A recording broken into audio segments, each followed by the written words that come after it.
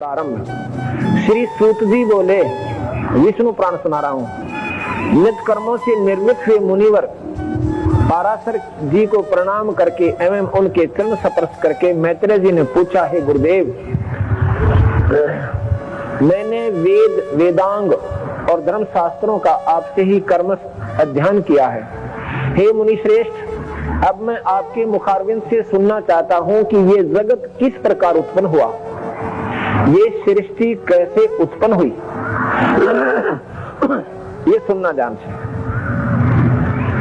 अब इसमें क्या सुनोगे आप कि ये जो शास्त्र बताएंगे, ये reconstruction of the world, reconstruction यानी महाप्रलय करता है ये निरंजन एक, उसके बाद जो स्थिति होती है वहां तक का ज्ञान है।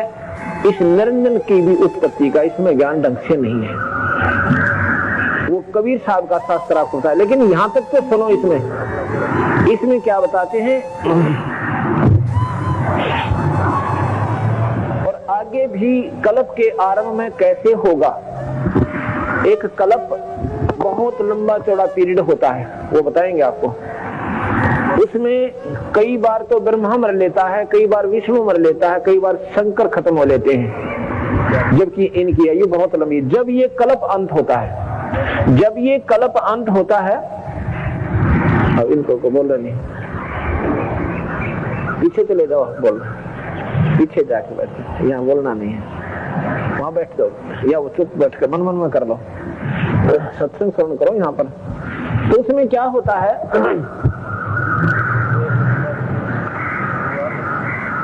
एक कल्प अंत होता है, उसमें ब्रह्मलोक को छोड़कर निरंजन का लोक एक न्यारा है, उसने अपनी एक राजधानी ब्रह्मलोक न्यारी बना रखी है। उस ब्रह्मलोक के अंदर ये निरंजन, ये ज्योत निरंजन, ये काल भगवान तीन रूपों में रहता है, महाविष्णु और महालक्ष्मी, महाब्रह्मा और महासावित्री, और महादेव यानी शंकर और महापार्वती। अपने तीन रूप बनाकर ये उस ब्रह्मलोक में रहता है।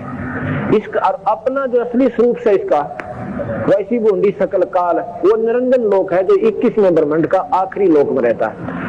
ये ब्रह्मलोक है, इसके नीचे ये अन्य लोक आते हैं। इन लोकों का सर्वनाश हो जाता है महाप्रलय जो निरंजन करता है।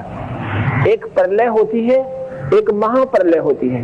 प्रलय के अंदर पृथ्वी के ऊपर के जीव नष्ट हो जाएंगे। जब सतयुग शुरू होगा, उससे पहले यहाँ पर कुछ जो भक्ति भाव उसमें उपलब्ध होगी। और कलयुग के अंत में जिन मनुष्यधारी शरीरधारी व्यक्तियों में, बहन भाइयों में, वो कुछ बचेंगे, वो ऊंचे पहाड़ों पर होंगे, और बाकी यहाँ पर प्रलय हो जाएगी, पानी पानी हो जाएगा, और उसके बाद फिर ये दोबारा सृष्टि शुरू होगी। ये तो ही प्रलय। एक महाप्रलय निरंजन करता है, एक महाप्रलय पारब्रह्म करता है। जो महाप्रलय निरंजन करता है वो अपनी करता है। इन ब्रह्मा का लोक, विष्णु का लोक, शिव का लोक, स्वर्ग, ये सब मृत्यु लोक, ये पृथ्वी लोक, पाताल लोक, इन सब लोकों को खत्म कर देता है, खा जाता है, और फिर रिकंस्ट्रक्शन करता है, क्योंकि ये गंदे हो जाते हैं। कलयुग के अंत में पृथ्वी में उपजाऊ तत्व खत्म हो जाएगा, इसमें कोई फलदार वृक्ष नहीं उगेगा। 3 हाथ यानी 4.5 फुट तक नीचे तक उपजाऊ अंश पृथ्वी का नष्ट हो जाएगा। तो ऐसे ही सभी लोग खत्म बर्बाद हो जाएंगे, उनमें विकार बढ़ जाएंगे, सभी स्वर्ग में भी इतना गंदापन आ जाएगा। फिर इनको खत्म करके रिकंस्ट्रक्शन करता है ये अपनी तरफ से, उसको कल्प कहते हैं। कल्प के अंत में करता है, और फिर जब कल्प के बाद जो सृष्टि शुरू हुई उसका ज्ञान है इसमें।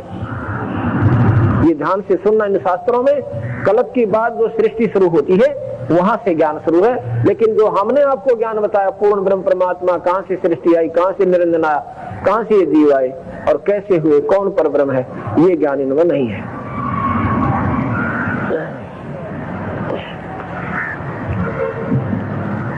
इसमें कहा कि यह जगत किस प्रकार उत्पन्न हुआ,